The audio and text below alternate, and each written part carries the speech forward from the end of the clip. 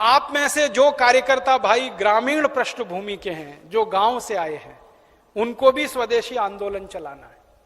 उनको स्वदेशी आंदोलन क्या चलाना है? अपने गांव में विदेशी कंपनियों की सबसे ज्यादा बिकने वाली जो चीज है वो है रासायनिक खाद, जिसको हम यूरिया कहते हैं, डीएपी कहते हैं, सुपर फॉस्फेट कहते हैं, और रासायनिक कीटनाशक जिसको एंडोसल्फान कहते हैं, मेलाथियान कहते हैं, पैराथियान कहते हैं, बेंजीन हेक्साक्लोराइड कहते हैं। तो ये विदेशी कंपनियों के कीटनाशक और रासायनिक खाद ये किसानों के बीच में सबसे ज्यादा खरीदी जाती है, और एक साल में 4,80,000 करोड़ रुपए की खरीदी जाती है रासायनिक खाद और कीटनाशक। माने हमारे किसान हर साल रासायनिक खाद और कीटनाशक खरीदकर विदेशी कंपनियों को 4,80,000 करोड़ रुपए दे रहे हैं। ये भी हमको बचाना है। तो क्या करना है? किसानों को जब समझाना है जाकर गांव गांव में कि भैया ये रासायनिक खाद विदेशी है, ये मत डालो। तो किसान पूछेगा क्या डालें? तो उससे कहो गोबर की खाद डालो, ये रासायनिक खाद मत डालो। तो किसान पूछेगा जी गोबर की खाद में फायदा कम है, रासायनिक खाद में फायदा ज्यादा है। तो उसको बड़े प्रेम से समझाना है कि गोबर की खाद में ही फायदा ज्यादा है, रासायनिक खाद में फायदा तो बहुत कम है, क्योंकि रासायनिक खाद बहुत महंगी मिलती है। पहले एक कट्टा रासायनिक खाद मिलती थी 70 रुपए में, अब एक कट्टा रासायनिक खाद मिलती है 250 रुपए में, 300 रुपए में, 350 रुपए में, और कभी कभी ब्लैक हो जाए तो 500 रुपए में यूरिया। और हर साल कीमत बढ़ती जाती है। क्यों? क्योंकि ये रासायनिक खाद बनती है उन वस्तुओं से जिनको पेट्रोलियम प्रोडक्ट्स कहा जाता है, और सारे पेट्रोलियम प्रोडक्ट्स जिसको नेफ्था कहते हैं वो विदेशों से आता है। इसका पैसा पूरा विदेश में जाता है। किसानों को समझाइए ये कि बहुत महंगी पड़ती है। और इसकी महंगाई पता है दूसरी क्या है? एक बार आपने खेत में 1 कट्टा यूरिया डाल दिया तो अगली बार 2 कट्टा डालना पड़ेगा, 2 बोरे डालना पड़ेगा। और एक बार 2 बोरे पड़ गया तो अगली बार 3 बोरे डालना पड़ेगा। एक बार 3 पड़ गया तो फिर 4 डालना पड़ेगा। हर बार बढ़ता ही जाता है, बढ़ता ही जाता है, बढ़ता ही जाता है, खर्चा बढ़ता जाता है। और मालूम है रासायनिक खाद बहुत गर्म होता है। गर्म रासायनिक खाद यूरिया डीएपी आप डालते हैं, मिट्टी पूरी चटक जाती है गर्मी के कारण, तो पानी ज्यादा देना पड़ता है। गोबर की खाद लगा के खेती करें तो गेहूं की फसल लेने में 3 पानी लगता है। यूरिया डीएपी डालकर अगर गेहूं की खेती करें तो 5-6 बार पानी लगाना पड़ता है। पानी का खर्चा बढ़ जाता है, और पानी का खर्चा बढ़ेगा तो पानी तो जमीन में से ही निकालना पड़ता है। जमीन से ज्यादा पानी निकाल के आप खेतों में डालते रहेंगे तो पानी का तल नीचे नीचे नीचे नीचे होता चला जाता है। पहले पानी 25-30 फुट पे मिलता था, अब पानी 900 फुट तक नहीं मिलता खेतों में। तो किसानों को समझाइए कि यूरिया डालने से बड़ा भारी नुकसान है। एक तो हर साल खाद की मात्रा बढ़ानी पड़ती है, खर्चा बढ़ता है। दूसरा, हर साल पानी की मात्रा बढ़ानी पड़ती है, वो खर्चा बढ़ता है। और जहां पानी निकालने के लिए बिजली नहीं है वहां डीजल पंप चलाना पड़ता है, तो डीजल का खर्चा बढ़ता है। और डीजल कभी भी महंगा होता रहता है। एक जमाने में 7 रुपए लीटर मिलता था डीजल, अब 35 रुपए लीटर। 2-4 दिन के बाद ये 40 रुपए लीटर होने जा रहा है। फिर हो सकता है 1.5 साल में 100 रुपए लीटर हो जाए। किसान कहां जाएगा? मर जाएगा वो तो डीजल का खर्चा करते करते। और फिर एक और नुकसान होता है कि ये यूरिया डीएपी जब हम खेत में डालते हैं तो मिट्टी में ये केमिकल घुल जाते हैं, और मिट्टी में घुल गए तो पौधे की जड़ में आ जाते हैं, पौधे की जड़ से पौधे के तने में आ जाते हैं, पौधे के तने से पौधे के फल में आ जाते हैं, पौधे के फल में आ जाते हैं तो फिर वही फल हम खाते हैं, हमारे शरीर में आ जाते हैं। और हमारे शरीर में अगर ये जहर आ गया तो हमारी माताएं तो पूतना हो जाती हैं। आपने पूतना की कहानी सुनी? कृष्ण भगवान को जहर पिलाने के लिए आई थी। आज हमारी माताओं के दूध में जहर आ चुका है, अपने अपने बच्चों के लिए वो पूतना की स्थिति में है। आज हमारे देश की कई संस्थाओं ने माताओं के दूध का परीक्षण करवाया है, तो माताओं के दूध में वो सारे केमिकल हैं जो यूरिया में हैं। माताओं के दूध में वो सब केमिकल हैं जो कीटनाशक दवाओं में हैं, क्योंकि भोजन हम कर रहे हैं, भोजन के साथ वो शरीर में जा रहे हैं। और यही केमिकल हैं जो आपको कैंसर पैदा करवा रहे हैं, जो आप में डायबिटीज दे रहे हैं, जो आप में हाई ब्लड प्रेशर दे रहे हैं, हाइपरटेंशन दे रहे हैं। 148 किस्म की बीमारियां इन जहरों से पैदा होती है। इसलिए किसानों को समझाओ कि ये यूरिया डीएपी का जहर एक तो विदेशी है, ये बंद करो। दूसरा, ये शरीर को नुकसान देता है, इसलिए बंद करो। तीसरा, ये पैसे का नुकसान करता है, इसलिए बंद करो। तो किसान पूछेंगे भाई क्या करें? तो उनसे कहो गोबर का खाद डालो। अब किसान क्या पूछेगा आपको? सबसे पहले वो कहेगा गोबर के खाद से तो उत्पादन नहीं होता। तो उससे कहो गोबर के खाद से भी उत्पादन बहुत अच्छा होता है। यूरिया डीएपी से जितना नहीं होता उससे तो ज्यादा गोबर के खाद से होता है। मैं तो पिछले 12-13 साल किसानों के बीच में काम करता रहा, महाराष्ट्र और कर्नाटक में। आप आइए वहां देखिए, हजारों हजारों किसानों ने यूरिया डीएपी बंद करके गोबर का खाद डालना शुरू किया है। और जिस किसान के यूरिया डीएपी के खेत में 1 एकड़ में 20 से 25 मीट्रिक टन गन्ना होता था, आज उस किसान के खेत में गोबर का खाद डालने से 90 से 100 मीट्रिक टन गन्ना हो रहा है। कम नहीं होता है। जिन किसानों के खेत में यूरिया डीएपी डालने से 1 एकड़ में 12 कुंटल गेहूं होता था, आज उनके खेत में गोबर का खाद डालने से 20 से 22 कुंटल गेहूं हो रहा है। जिन किसानों के खेत में यूरिया डीएपी डालने से 1 एकड़ में 2.5 कुंटल कपास होती थी, आज उन किसानों के खेत में गोबर का खाद डालने से 7 कुंटल एकड़ का कपास हो रही है। ऐसे एक नहीं, हजारों किसान हैं महाराष्ट्र में, कर्नाटक में, थोड़ा अगर चलेंगे तो छत्तीसगढ़ में बहुत किसान है। 12 साल मैंने बहुत काम किया किसानों के बीच, जा जाके उनको ये सब सिखाया। गोबर की खाद से उत्पादन ज्यादा मिलता है यूरिया डीएपी की तुलना। क्यों मिलता है वो जानना चाहिए। बहुत बहुत बढ़िया बात है, जो आप जान लो तो आप किसानों को समझा सकते। गोबर की खाद जब हम खेत में डालते हैं तो होता क्या है? गोबर जो है ना, कई तरह के जीव जंतुओं का भोजन है। यूरिया जो है वो भोजन नहीं, जहर है। आपके खेत में एक जीव होता है जिसको केंचुआ कहते हैं। केंचुआ को किसी दिन पकड़ना और हाथ पे रखना और उसके ऊपर यूरिया डाल देना। 2-4 दाने ही यूरिया डालोगे, वो तड़पना शुरू हो जाएगा और 1 मिनट में मर जाएगा। हम जब खेत में टनों टन यूरिया डालते हैं ना, करोड़ों केंचुए मार डाले हमने यूरिया डाल डाल के। और केंचुए क्या करते हैं? केंचुए मिट्टी को नरम बनाते हैं, पोला बनाते हैं और उपजाऊ बनाते हैं। केंचुए का काम क्या है?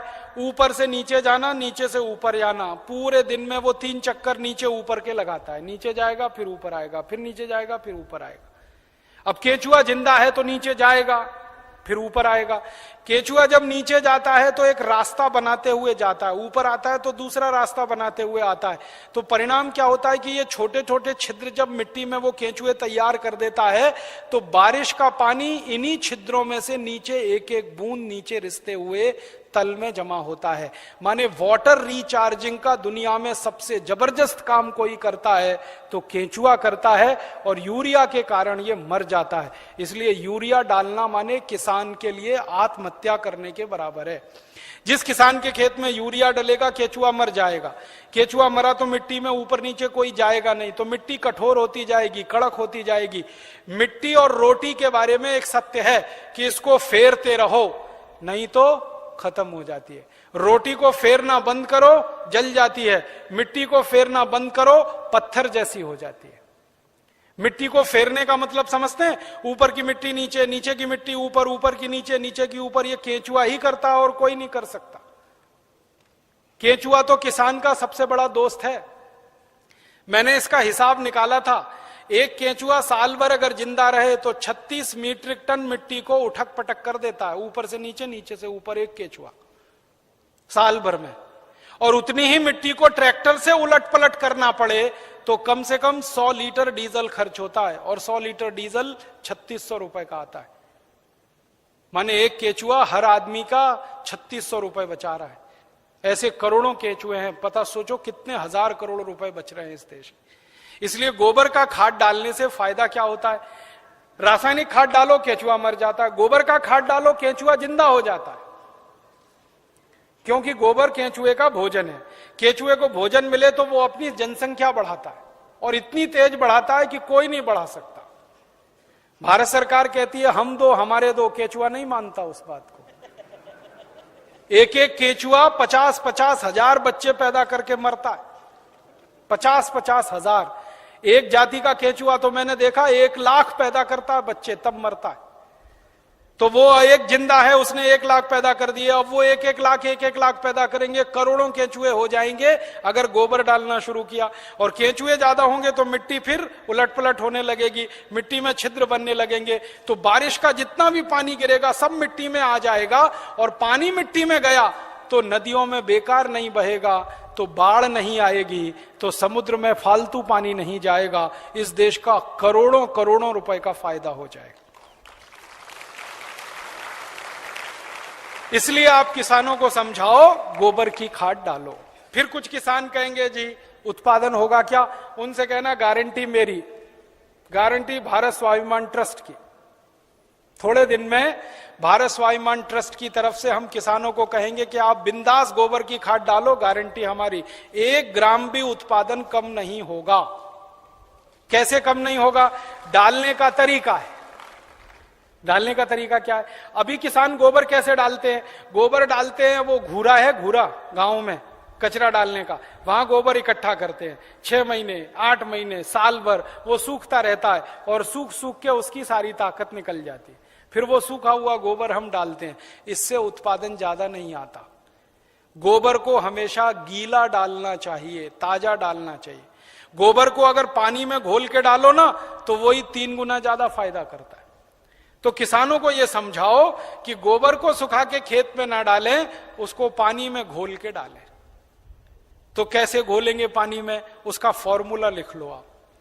और जो जो गांव में जाने वाले कार्यकर्ता है, ये सब किसानों को आप बोलो कितना गोबर डालना है, कितना पानी उसमें मिलाना है, कितने बीघे के लिए काम में लाना है उसको। अब आपको मैं एक मोटी सी बात बता देता हूं। 1 एकड़ माने 2.5 बीघा, 5 बीघा नहीं, 2.5 बीघा। तो एकड़ 2.5 बीघे का हिसाब जोड़कर बताता हूं। एक किसान को एक बार में 1 एकड़ फसल के लिए कितना गोबर डालना पड़ेगा? गीला करके डालेंगे तो 10 किलो गोबर, बस 10 किलो गोबर, 10 किलो गोबर। फिर से सुन लो, 10 किलो, ज्यादा नहीं बोल रहा हूं, 100 किलो नहीं, 10 किलो गोबर 1 एकड़ के लिए। डालना कैसे? लिख लो 10 किलो गोबर। फिर इसमें चाहिए 10 लीटर मूत्र, जिस जानवर का गोबर उसी का मूत्र। गाय का गोबर तो गाय का मूत्र, भैंस का गोबर तो भैंस का मूत्र, बैल का गोबर तो बैल का मूत्र। अब आप बोलोगे गोबर तो इकट्ठा कर लेंगे, मूत्र कैसे इकट्ठा करें? जानवर जो मूत्र देते हैं ना, जहां पे आप जानवरों को रखते हो वहां पे पत्थर वत्थर लगा के एक छोटी सी नाली बना लो और उसमें ढाल लगा दो। जितना भी वो पेशाब करेंगे वो नाली में आ जाएगा। नाली के आगे एक खड्डा खोद दो, वो सारा उसमें जमा हो जाएगा, फिर वो ले लो। और मैं आपको एक अच्छी बात बताता हूं, जानवरों के मूत्र की कोई एक्सपायरी डेट नहीं है। 1 साल, 2 साल, 3 साल, 5 साल, 10 साल, 20 साल, 50 साल खराब ही नहीं होता। तो चिंता करने की बात ही नहीं है। तो इकट्ठा होता रहेगा, खड्डे में डालते रहो। तो 10 किलो गोबर, 10 लीटर मूत्र, ठीक है। फिर इसमें मिलाना है लगभग 1 किलो गुड़, आधे से 1 किलो गुड़। गुड़ तो आप सब जानते हो। एक तो गुड़ होता है जिसको आप खा लेते हो, एक तो गुड़ ऐसा होता है जिसको जानवर खा लेते हैं, और एक गुड़ ऐसा होता है जिसको कोई नहीं खा सकता, गीला गीला, पुराना पुराना, काला काला। वो गुड़ खेत के बहुत काम का है। जो सबसे घटिया गुड़ है, जिसको ना जानवर खा सकते हैं ना आपका, वो खेत के लिए बहुत काम का है। तो वो गुड़ ले लो, आधे से 1 किलो। गोबर हो गया, मूत्र हो गया, गुड़ हो गया। अब इसमें लगभग 1 किलो डालना है दाल का आटा। दाल है ना, दाल, अरहर की दाल, मूंग की दाल, उड़द की दाल, चने की दाल, सोयाबीन की दाल, खेसारी की दाल, कोई भी दाल, 1 किलो उसका आटा। 4 चीजें हो गई, गोबर, गोमूत्र, गुड़, दाल का आटा। और इसमें डालनी है 1 मुट्ठी मिट्टी। 1 मुट्ठी में आधा किलो या 1.25 किलो तक मिट्टी आती है। मिट्टी कहां से लानी है? आपके खेत के आसपास अगर पीपल का कोई पेड़ है, बरगद का कोई पेड़ है, तो उसके नीचे से खोद लो मिट्टी। पीपल के पेड़ के नीचे की या बरगद के पेड़ के नीचे की?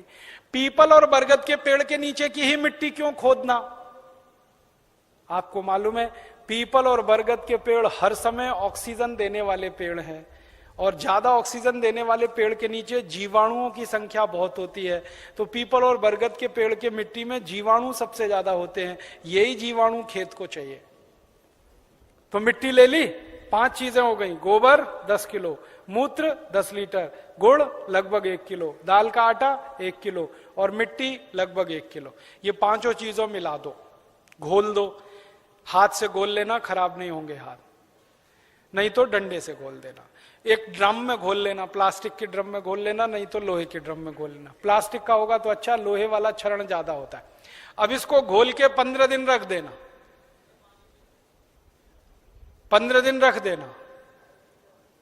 घोलने में तकलीफ आए तो थोड़ा पानी मिला देना, ज्यादा मत मिलाना, थोड़ा ही मिलाना। घोल के 15 दिन रख देना। 15 दिन के बाद यह खाद तैयार हो जाएगा। इस खाद में क्या होगा, करोड़ों करोड़ों सूक्ष्म जीवाणु पैदा हो जाएंगे। वो जो मिट्टी डाली ना, मिट्टी के जीवाणु अगर 1 लाख हैं तो 15 दिन में वो 100 करोड़ से ज्यादा हो जाएंगे। ढक के रख लो तो अच्छा है, छांव में रखना सबसे अच्छा, धूप में बिल्कुल मत रखना, पेड़ के नीचे की छांव में रखना, नहीं तो कोई ऐसी जगह रखना जहां सूर्य का प्रकाश ना आता हो, और इस पे कपड़ा बांध दो, ढक्कन लगा दो, जैसे है ढक लो। अब ये 15 दिन में तैयार हो गया, इसमें करोड़ों जीवाणु तैयार हो गए। अब ये जीवाणु घोल, इसको जीवाणु घोल कहते हैं, इसको खेत में डालना है। डालने से पहले इसमें पानी मिलाना है, और पानी कितना मिलाना है, जितना गोबर था उसका 10 गुना पानी, 10 गुना कम से कम। 100 लीटर पानी, 10 किलो गोबर तो 100 लीटर पानी, और ज्यादा से ज्यादा पानी मिला सकते हैं तो 200 लीटर। तो 100 से 200 लीटर पानी मिला लिया। अब ये पूरा परफेक्ट घोल हो गया। इसको 1 एकड़ के खेत में छिड़कना है, जैसे पानी छिड़कते हैं ना मिट्टी दबाने के लिए, ऐसे ही छिड़कना है बस। आप इसको छिड़क देंगे तो ये करोड़ों जीवाणु मिट्टी में पहुंच जाएंगे, तो मिट्टी में जीवाणुओं की संख्या बढ़ती जाएगी, और मिट्टी में सारा खेल खेलने का काम जीवाणु करते हैं। आपको मालूम है जीवाणु क्या करते हैं? जीवाणु सारा काम करते हैं। पौधे की जड़ को नाइट्रोजन की जरूरत है तो ये जीवाणु उपलब्ध कराते हैं। पौधे की जड़ को कैल्शियम चाहिए तो ये जीवाणु उपलब्ध कराते हैं। पौधे की जड़ को आयरन चाहिए तो ये जीवाणु, माने पौधे को बड़ा होने के लिए जितने भी सूक्ष्म पोषक तत्व चाहिए और फिर वो हमारे शरीर में वास्तव में चाहिए, वो सब इन जीवाणुओं की करामात से ही मिलता है। तो पौधे की जड़ को भरपूर सूक्ष्म पोषक तत्व मिलने लगेंगे, पौधे की बढ़त बहुत तेज होगी, और जिस पौधे की बढ़त अच्छी होगी उसका फल अच्छा होगा, जिसका फल अच्छा होगा उसका उत्पादन अच्छा होगा। अब इसमें समय लिख लो, कितनी बार डालना, कब डालना। सबसे अच्छा तरीका यह होता है कि खेत को जब जोतने की तैयारी करें ना, जोतें, बीज डालने से पहले खेत जुताई होती है ना, खेत जुताई करते ही 1 दिन डाल दो। आज जुताई किया, कल डाल दो, जुताई करके डाल दो। ये पहली बार, ठीक है।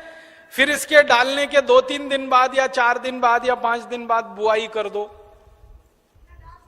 है कितना डाल सकते हैं बताए ना? 1 एकड़ में जितना तैयार हुआ 200 लीटर वो। तो आपने इसको जोत के 1-2 दिन में डाल दिया, फिर बीज बो दो। बीज बोने के 21वें दिन में फिर डाल देना। आज बीज बोया तो ठीक 21 दिन बाद एक बार फिर डाल देना। क्या होता है ना, बीज में से अंकुरण होता है, और अंकुरण होने के 21वें दिन तक वो मिट्टी की ताकत से बढ़ता है। फिर 21 दिन के बाद वो सूर्य की ताकत से बढ़ना शुरू हो जाता है, फोटोसिंथेसिस जिसको कहते हैं, प्रकाश संश्लेषण की क्रिया। सूर्य ताप से खाना बनाना शुरू कर देता तो बढ़त तेज हो जाती है। तो और आप मोटी सी एक बात याद रखो कि हर 21वें दिन पे डाल देना। आज डाला, 21 दिन बाद डाला, फिर 21 दिन बाद डाला, फिर 21 दिन बाद डाला। तो एक फसल अगर आप समझ लो 4 महीने की है तो लगभग 5 बार डालना पड़ेगा। कोई फसल 6 महीने की है तो 7-8 बार डालना पड़ेगा। 8 महीने की है तो 10-1 बार डालना पड़ेगा। अब इसमें खर्चा क्या है? जानवर अगर घर के हैं तो गोबर फोकट का, मूत्र फोकट का, गुड़ मैं कह रहा हूं सबसे सड़ा हुआ, जिसको फेंक देते हैं, वो भी फोकट में मिल जाएगा। पानी तो फोकट का है ही, थोड़ा दाल वाल लेना पड़ेगा तो उसका खर्चा आएगा, लेकिन किसान अगर दाल पैदा करता है तो वो भी घर की हो जाएगी। माने खाद बनाने का खर्चा लगभग शून्य आएगा, मेहनत लगेगी, पूंजी में पैसा कम से कम खर्च होगा।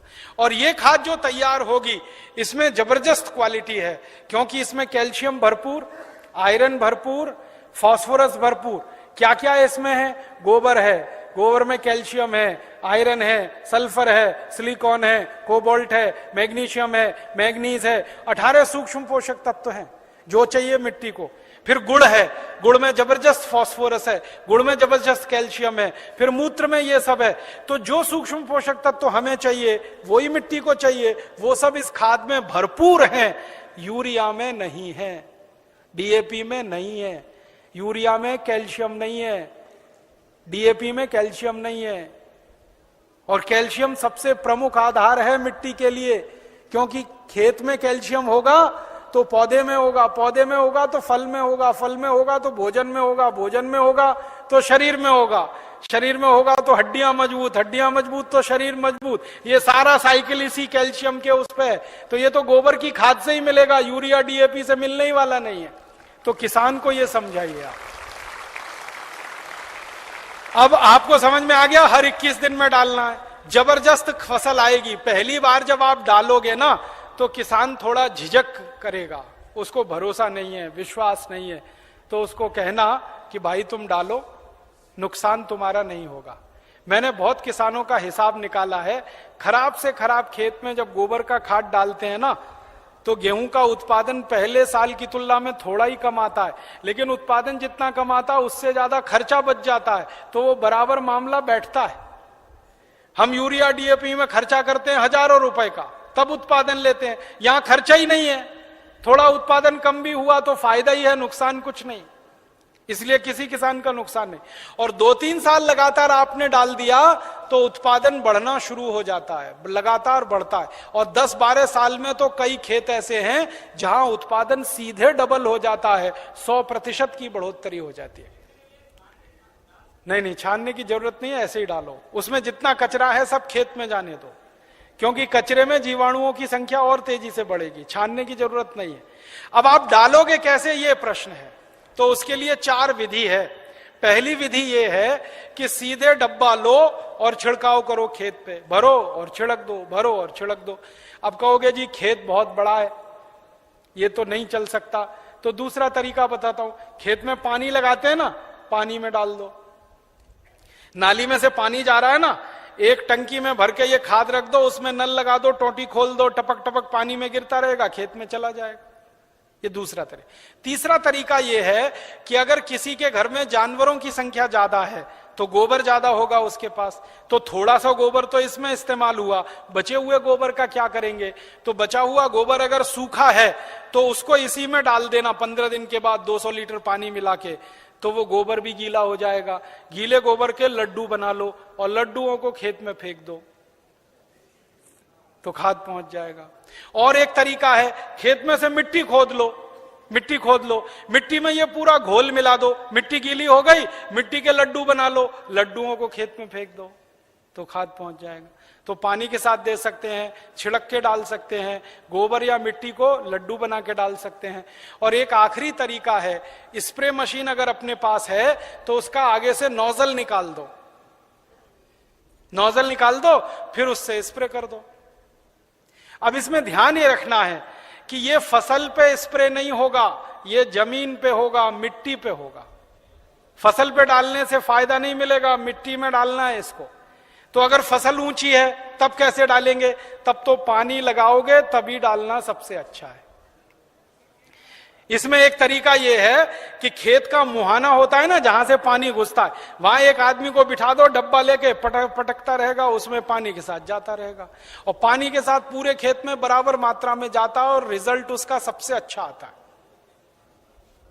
और एक तरीका है इसको डालने का, अगर आपके घर में गोबर का वो बनाते हैं ना, क्या कहते हैं उसको, कंडा कहते हैं, उपला कहते हैं, क्या कहते हैं, कंडा उपला जो भी कहते हैं, उसको जलाते हैं, जलाने के बाद राख निकलती है ना, वो राख इकट्ठी कर लो और ये घोल और राख मिला दो और फिर लड्डू बन जाएंगे, फिर खेत में छिड़क दो, तो इसका तो जबरदस्त उत्पादन आता है।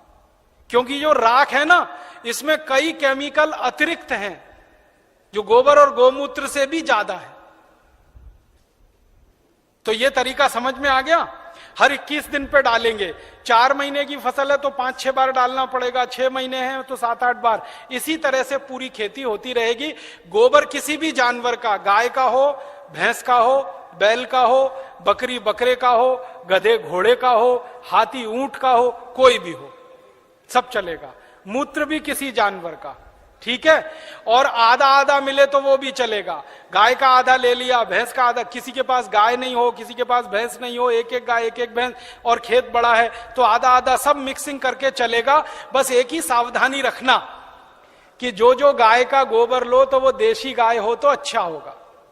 जर्सी का फायदा पूरा नहीं करेगा, और जर्सी का ही गोबर है तो उसमें देशी का मिला लेना, नहीं तो कोई फायदा नहीं करेगा।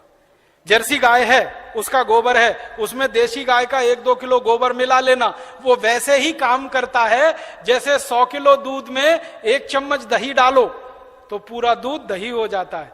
वैसे ही 100 किलो जर्सी गाय के गोबर में 1 किलो देशी का डाल दो तो देशी गाय के जीवाणु अपनी संख्या अपने आप बढ़ा लेते हैं।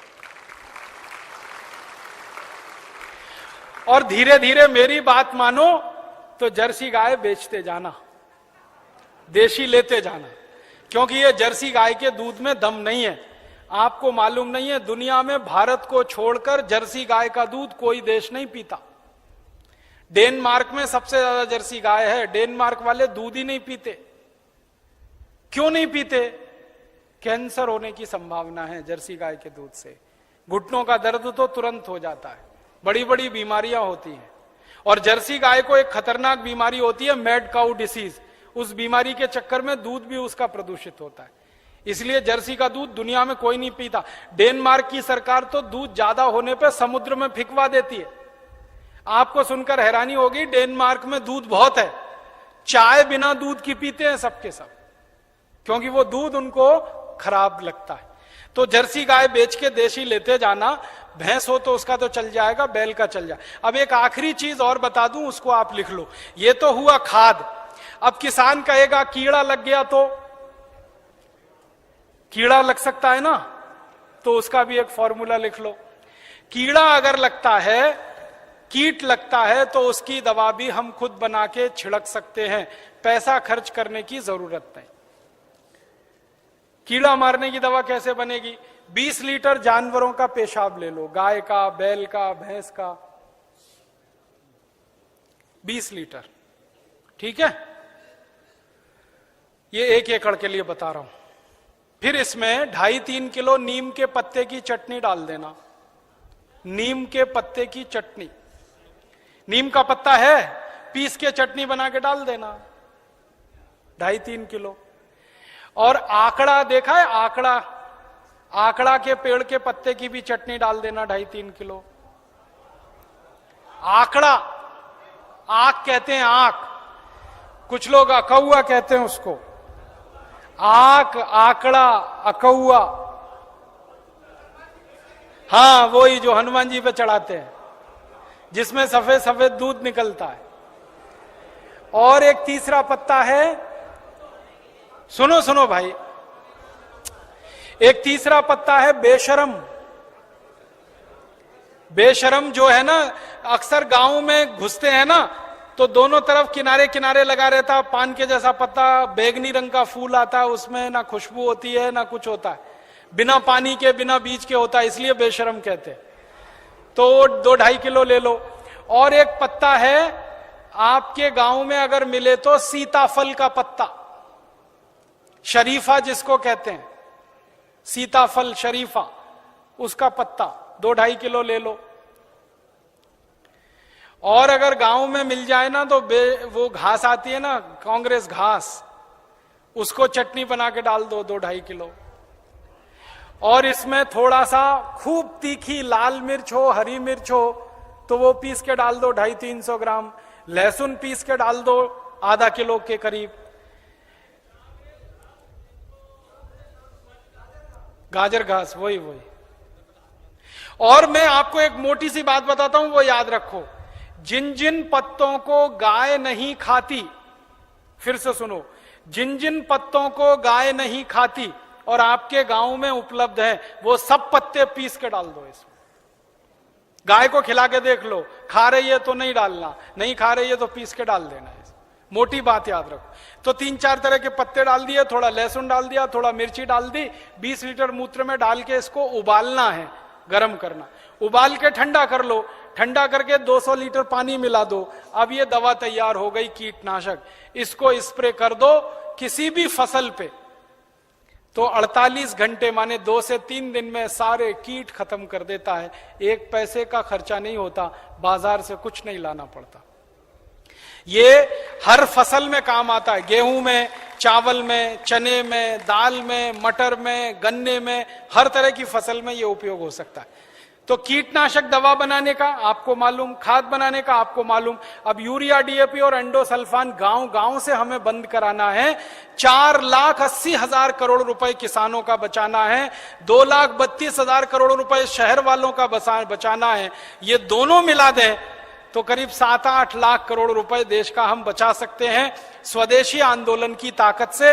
और बाहर से जो इंपोर्ट हो रहा है करीब 7 लाख करोड़ का, अगर पक्के स्वदेशी वाले लोग हो जाएं तो इंपोर्टेड चीजें भी बंद हो सकती हैं। 14 लाख करोड़ का फायदा, माने इतना बड़ा फायदा हम पूरे देश को दे सकते हैं अपने स्वदेशी आंदोलन और अभियान से।